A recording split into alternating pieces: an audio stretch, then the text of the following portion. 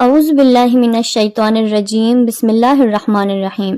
ابدی زندگی اور اخروی زندگی، مؤلف آیت اللہ شہید مرتضیٰ مطہری۔ معاد، اسلامی تصور کائنات کے اصولوں میں سے ایک اصول جو دین اسلام کے ایمانی و اعتقادی ارکان میں سے ایک رکن بھی ہے، جاودانہ زندگی اور اخروی حیات پر ایمان ہے۔ عالم آخرت پر ایمان مسلمان کی شرط ہے۔ جو شخص اس ایمان سے محروم ہو جائے یا اس کا انکار کر دے تو وہ مسلمانوں کی صف سے خارج ہے۔ اصول توحید کے بعد جس اہم ترین اصول کی طرف اللہ کے نبیوں نے بلا استثناء متوجہ کیا ہے اور اس پر ایمان لانے کا کہا ہے، یہی اصول ہے جو مسلمان متکلمین کے نزدیک اصول معاد کے نام سے مشہور ہے۔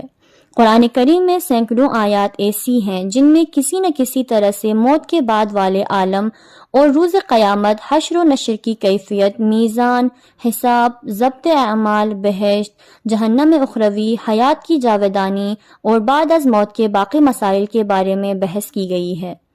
لیکن 12 آیات میں صراحتاً خدا پر ایمان لانے کے بعد روز قیامت پر ایمان کا ذکر کیا گیا ہے۔ قیامت کے بارے میں قرآن میں مختلف عبارتیں ہیں اور ہر عبارت معرفت کا ایک باب ہے۔ ایک عبارت الیوم الآخر ہے۔ اس عبارت سے قرآن ہمیں دو نکات کی یاد دہانی کرا رہا ہے۔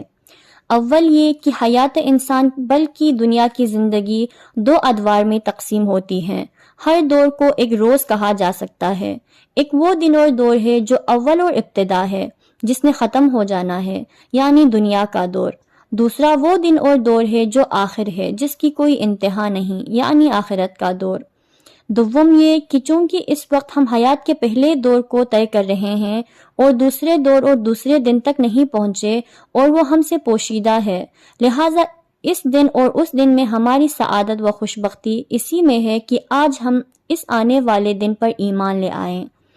اس دور اور اس دن میں ہماری سعادت اس لیے ایمان پر منحصر ہے کہ ایمان ہمیں اعمال کے نتیجے کی طرف متوجہ کرتا ہے، اور ہم یہ سمجھ لیتے ہیں کہ ہمارے چھوٹے چھوٹے خیالات، اعمال، اقوال، رفتار و کردار، اخلاق اور عادات، بلکہ تمام صفات کا اور خود ہمارا بھی ایک روز اول ہے اور ایک روز آخر۔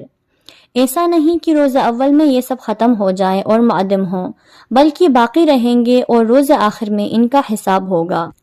لہٰذا ہمیں اپنے آپ اور اپنے اعمال اور نیتوں کو نیک کرنا چاہیے اور برے کاموں اور غلط خیالات سے پرہیز کرنا چاہیے، اور اس طرح ہمیشہ نیکی، نیک خوئی و نیک چال چلن کی راہوں پر گامزن رہنا چاہیے۔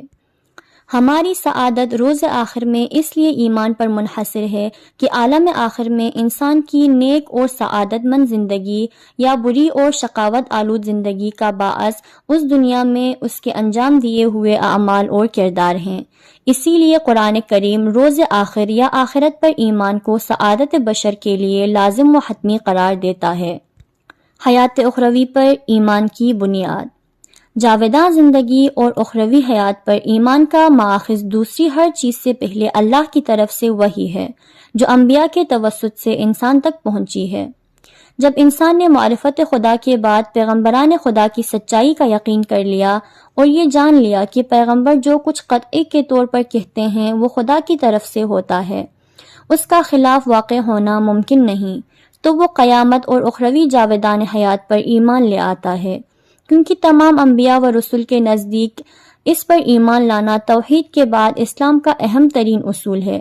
لہٰذا حیات اخروی پر ہر فرد کے ایمان کے درجے کا تعلق ایک طرف تو اس بات سے ہے کہ اس کا ایمان نبوت کے اصول پر کس قدر ہے اور وہ کس قدر نبی کی سچائی اور صدق گفتار کا قائل ہے، دوسری طرف اس کا تعلق اس امر سے ہے کہ اس کی معرفت کی سطح کس قدر بلند ہے، معاد اور آخرت کے متعلق اس کا تصور کس قدر صحیح، معقول اور عقل کے نزدیک پسندیدہ ہے، اور کہیں جاہلانہ تصورات اور عامیانہ خیالات نے اسے متاثر تو نہیں کیا۔